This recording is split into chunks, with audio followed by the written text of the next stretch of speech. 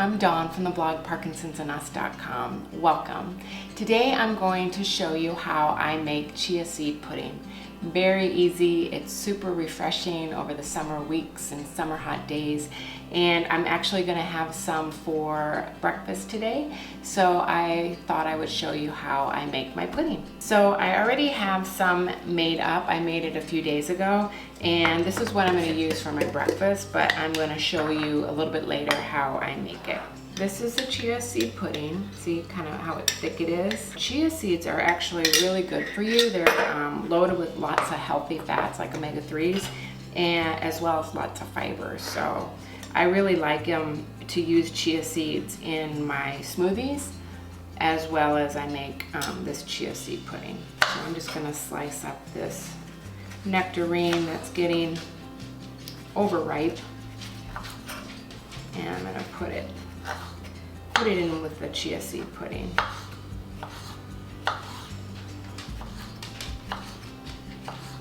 And this is something I eat quite often during the summer. It's very refreshing, kind of like eating pudding without the guilt. I'm just going to throw it all in there. It's kind of a lot. So this is my pudding. This is what I eat for breakfast. You can load it up with all different kinds of fruit. And actually, if you like chocolate pudding, you can put a little bit of cacao in there and mix that up. That's always very good. So let me show you how I make chia seed pudding. So the first thing you need is, I like to use mason jars, but any kind of glass container that has a nice tightly sealed top. So we start off measuring the chia seeds, and we're gonna take, for this mason jar, we're gonna have a half a cup. Take a half a cup. So this is a 1/4 cup measuring cup, so we'll do 2 of those. And then you can use any kind of alternative milk. This, I'm using flax unsweetened milk. Organic soy milk also works really well because it's a little bit sweet and a little bit thicker, so it gives the pudding a nice creamy texture. But flax also works well. So usually I just fill it up about halfway and then I stir it. And chia seeds can be pretty sticky. See how it's sticking to the sides? Which is okay. Once it starts to thicken up and gel, they'll loosen up. Mix everything up just to kind of get the chia seeds loose and moving.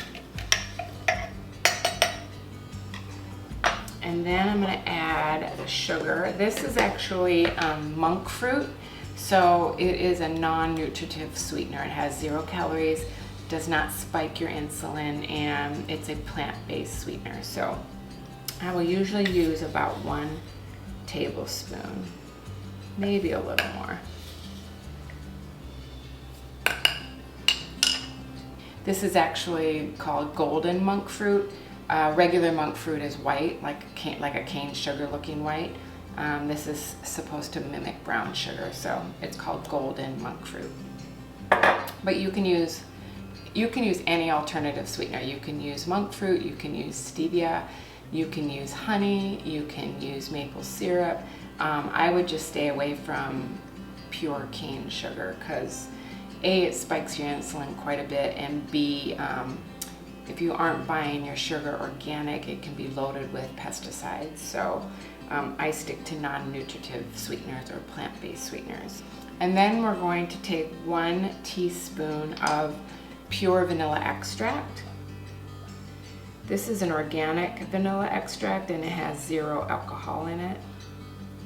I'll do about 1 nice teaspoon. And then we're going to add our milk. You can fill it all the way up to the top. And that is it. We'll just stir it up. I like to use a knife just because it kind of cuts through the chia seeds and it prevents them from sticking so readily on the knife. If you use a spoon, it kind of tends to stick more. I will also sometimes use a fork, and that works nicely too.